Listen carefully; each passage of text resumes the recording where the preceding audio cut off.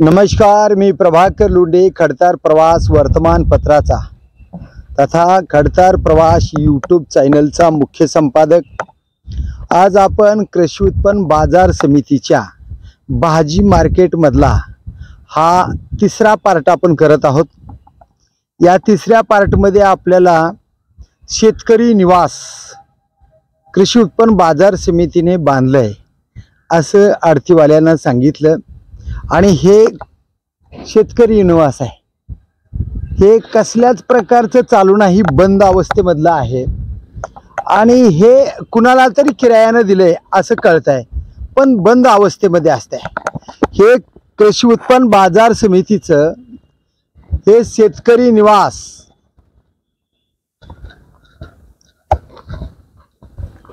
या निवासाची अशी परिस्थिती आहे। हे बंदच अवस्थेमधलं दिसते पूर्णची पूर्ण।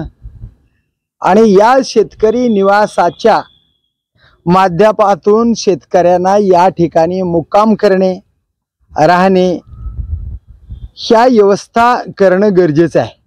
पण हे कार्यालय बंद आहे, शेतकरी निवास कार्यालय बंद आहे। आणि हा इकडल्या भागचा जो भाग आहे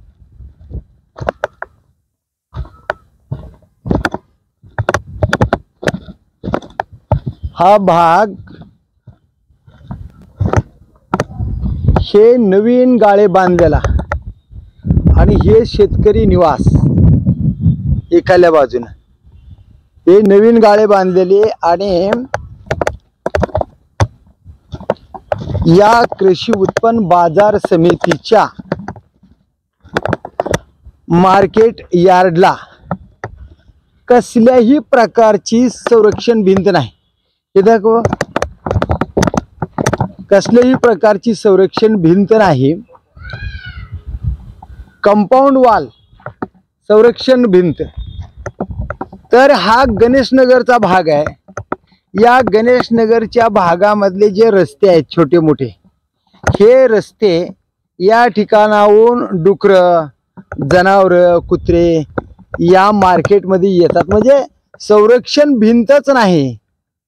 तर नेमकं कशा पद्धतीनं या मार्केट यार्डची सुरक्षा होणार आहे? या ठिकाणी 25 ते 27 भुसार मालाचे दुकान आहेत। आडती, ज्वारी, बाजरी, उडीद, तूर अशा येणारे जे माल आहेत ते माल खरेदी करण्यासाठी कृषी उत्पन्न बाजार समितीमध्ये 27 भुसार मालाचे दुकान आहेत। ते दुकान चक्क बंद आहेत, फक्त 2च आडत्या चालू आहेत।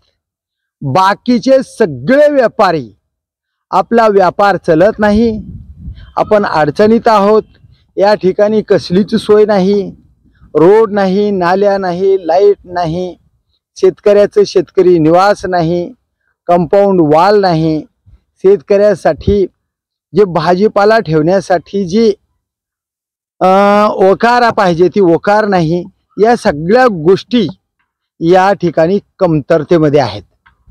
आणि खरं पाहिलं तर कृषी उत्पन्न बाजार समितीच्या या भाजी मार्केटवरच ही कृषी उत्पन्न बाजार समिती आता चालते। इथं आडतीचा कसलाही पत्ता नाही, 2 आडत्या चालतात। बाकीचा सर्व माल बार्शीला, मुरुडला, लातूरला जातोय। अशी परिस्थिती या मार्केट यार्डची आहे। आणि शेतकऱ्याची मागणी आहे की आम्हाला झोपण्यासाठी, राहण्यासाठी, एखादा मुक्काम झाला तर संडास बाथरूम असावं, या सोयी नाहीत। आणि म्हणून या ठिकाणी येणारा माल मुरुडला, बार्शीला, लातूरला, सोलापूरला जात आहे।